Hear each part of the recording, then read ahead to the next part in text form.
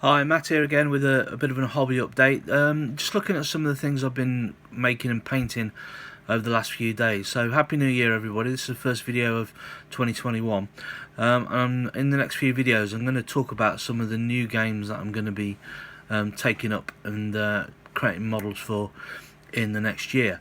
But I just thought I'd have a little bit of a look back. Last year, during lockdown, I decided to buy these figures from Wargames Atlantic, and these are hobbits from Wargames Atlantic, and they're quite nice actually. They're quite nice little figures, and they basically come in packs of about 60, and you could put them in different figures, different formations. And the reason why I bought them is because I was playing a lot of Warlords of Erehwon, and the hobbits are a faction in that. Now I thought these were quite nice because they're a little bit more reasonably proportioned than the usual hobbits you get. A lot of hobbit manufacturers, they're usually quite fat and round with short legs, and carrying a frying pan, but these looked a little bit more like a proper medieval army with their swords and their bucklers and their chainmail, etc. So what I did was I basically assembled them and sprayed them, primered them, but I also added some other packs and things. So I added a few little things that I got from some Victrix Vikings, just to give them a little bit more variety. So that's a basic one. You do get the buckler and the short sword and the Roman style helmet with the pack, but I also had a go at adding some differences to them. So with this guy I've added a bigger shield. This is a Victrix Viking shield and a Viking sword. Maybe the sword's a little bit too big for him, but it's a bit better than the little tiny swords that you get with the Hobbit pack. This guy I put on a Viking head, the Victrix Viking head, and also gave him a Viking shield. Oh no, actually I gave him a skeleton shield from Warlord. Okay, so that gave him a bit of difference as well. And this one also gave him some packs from Warlord's US infantry. So bit of US infantry there, some skeleton stuff, and a Victrix Viking head. He looks a little bit like Noggin the Nogs, doesn't he? Those the characters from Noggin the Nog, which I quite like. So that gave him a little bit of variety. Okay. Again, another one. I gave this guy a horn, so a Viking horn. That is actually one of the heads for the hobbits. Okay, some of them got little caps on, and I use those later for my Swiss mercenaries for Wars of the Roses because they look quite good as well. So he's got a Viking horn. He's probably a leader of some type. He's also carrying a Viking axe as well, but he's still got the proportions of a hobbit. And the last one, if you've got Victrix Vikings, you'll recognise the headdress and the fur. In Warlords of Erehwon, this is a hobbit soothsayer, so it's kind of like a shaman character. And I basically stuck on the Viking head and the Viking headdress, so he's wearing a kind of a bear fur, and he looks like he's casting a spell. He looks like he's surfing actually, doesn't he? He's having a bit of a surf. I should have put him on a surfboard. Anyway, so these are the hobbits, and from Warlord, from Wargames Atlantic, and they're really nice figures. And if you play around with them, do a little bit of kit bashing, you can create some quite interesting personalities.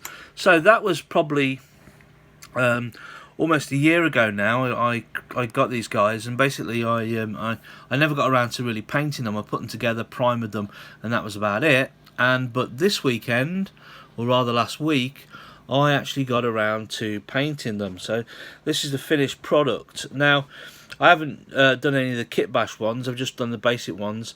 So really, you know, I've kind of put together the figures, and they come up really nice. They look, hopefully, you know, I'm not blowing my own trumpet too much there, but they look really nice when they're finished, when they're painted up.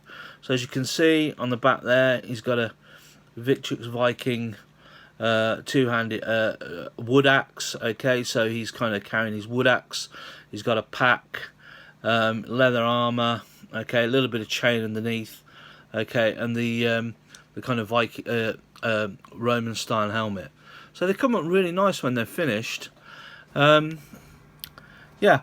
So basically what I decided to do with these guys is do them in a kind of similar way as well. So I've used contrast paints on all of them. I've used snakebite leather for the leather armour, and I've given them all red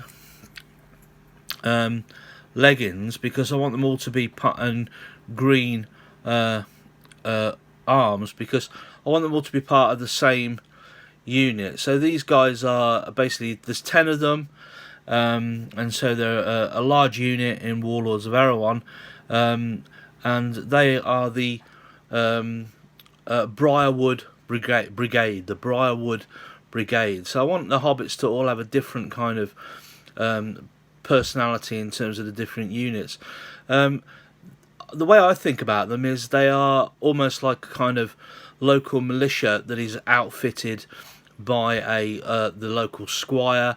So the armour and the weapons that they get are basically paid for and supplied by the local squire, and he kind of wants to put his own impression or his own mark on the brigade, and he names them after the local area. So a little bit like the Shire forces in the Wars of the Roses, the Shiremen in the Wars of the Roses, or the kind of trained bands of the English Civil War, really. So kind of, you know, semi-professional troops raised for a certain activity, so raised for combat, raised for civil defence, and put together by a wealthy landowner or a local squire.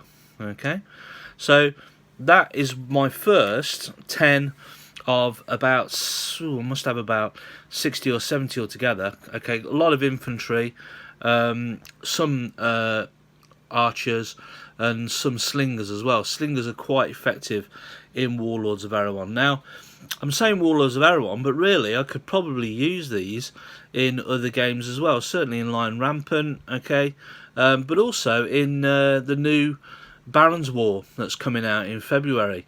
Baron's War, released by Footsore Miniatures. If you get on their website and have a look, it's basically another small-scale skirmish game with figures from around, 10 to 40 figures. Probably 40 figures max, they're saying, 1,000 points. And, I could probably get away with fielding a small force of hobbits for Baron's War and up against knights and archers of the 13th and 14th century. I don't know if my opponent would let me do that, but I can't see any reason why these guys wouldn't be suitable for that as well. And in a few weeks' time, I'll probably, when I've read up the rules for the Baron's War, because I've got a PDF of it, because I actually ordered a copy over the weekend. And when I've got read up on the Baron's War, I might have a little play on the table, little solo game, see how it plays out. Probably use my War of the Roses Knights versus Hobbits. That would be quite interesting. Okay, thanks for watching. I'll catch up with you soon. Like I say, have a happy new year, have a good 2021, and I will see you soon. Bye.